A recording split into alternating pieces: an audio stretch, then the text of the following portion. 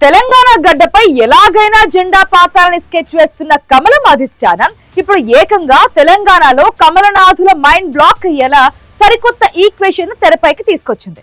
కేంద్ర కేబినెట్ విస్తరణ త్వరలోనే జరగనున్న నేపథ్యంలో పదవులు ఆశిస్తూ ఎంతో మంది సీనియర్ మోస్ట్ లీడర్లు ఢిల్లీ చుట్టూ ప్రదక్షిణలు చేస్తున్న తరుణంలో అందరికీ షాక్ ఇస్తూ ఒకరి పేరు మాత్రమే ఖరారైందనే లీక్ ఇప్పుడు తెలంగాణ పాలిటిక్స్ ను షేక్ చేస్తోంది. ఇంతకీ తెలంగాణ నుంచి ఎవరిని కేంద్ర కేబినెట్ బెర్త్ వరించబోతోంది?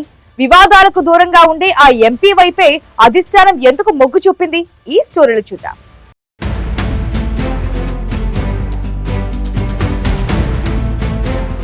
కేంద్ర మంత్రివర్గ విస్తరణ త్వరలోనే పూర్తి కాబోతుందని బలమైన సంకేతాలు రావడంతో తెలంగాణ బీజేపీలో అప్పుడే అమాత్య ఆశావహుల హడావిడి పీక్స్ కి చేరింది.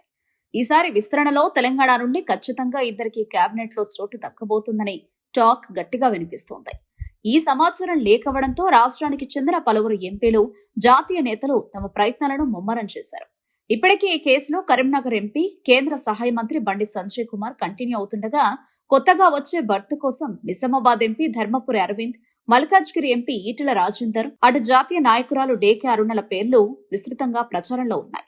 ఎవరి గాడ్ ఫాదర్ల ద్వారా వారు అమిత్ షా వద్ద గట్టిగానే లాబింగ్ నడిపారు.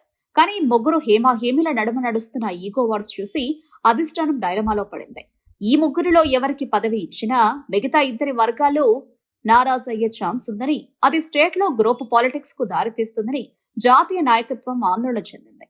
సరిగ్గా ఇలాంటి టైంలోనే ఆదిలాబాద్ పార్లమెంటు సభ్యుడు గోడం నగేష్ పేరు అనూహ్యంగా అత్యంత బలంగా రేసులోకి రావడం తెలంగాణ పొలిటికల్ సర్కిల్స్ లో పెను సంచలనంగా మారింది.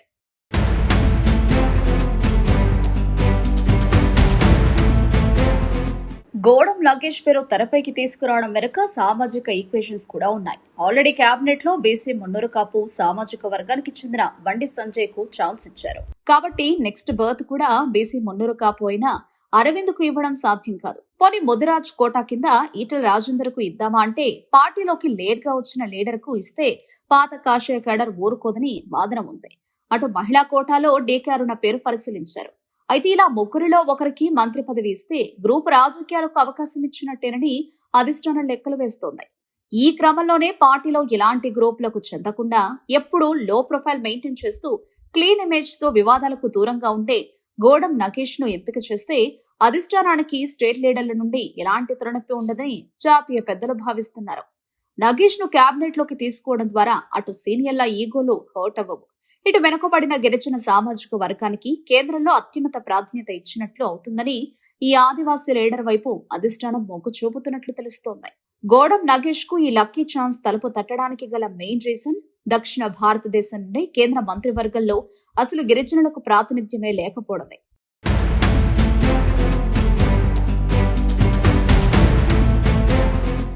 ప్రస్తుతం దేశవ్యాప్తంగా ఆదివాసీ సామాజిక వర్గం నుంచి కేంద్ర కేబినెట్ లో కేవలం ఒకే ఒక్క లీడర్ ఉన్నారు. అందులోనూ సౌత్ ఇండియాలోని 5 రాష్ట్రాల నుండి గిరిజన సామాజిక వర్గానికి చెందిన ఒక్క నేతకు కూడా కేంద్ర మంత్రివర్గంలో చోటు దక్కలేదు.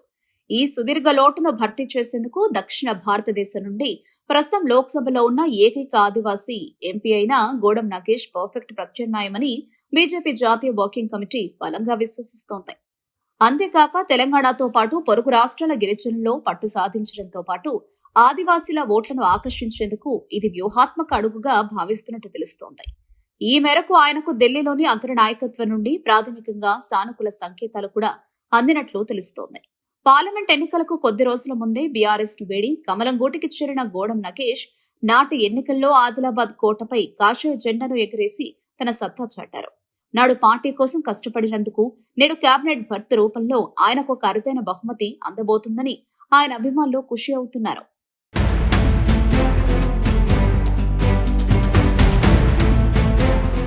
బీజేపీ అధిష్టానం వేస్తున్న ఈ వ్యూహాత్మక అడుగు కేవలం తెలంగాణ కోసమే కాదు, దీని వెనక పొరుగు రాష్ట్రాల ఎన్నికల ఈక్వేషన్స్ కూడా దాగి ఉన్నాయి. తెలంగాణతో పాటు పక్కనే ఉన్న మహారాష్ట్ర, మధ్యప్రదేశ్, ఛత్తీస్గఢ్, జార్ఖండ్, ఒడిశా వంటి రాష్ట్రాల్లో కూడా ఆదివాసీలు, గిరిజన ఓటర్లు పెద్ద మొత్తంలో ఉన్నారు.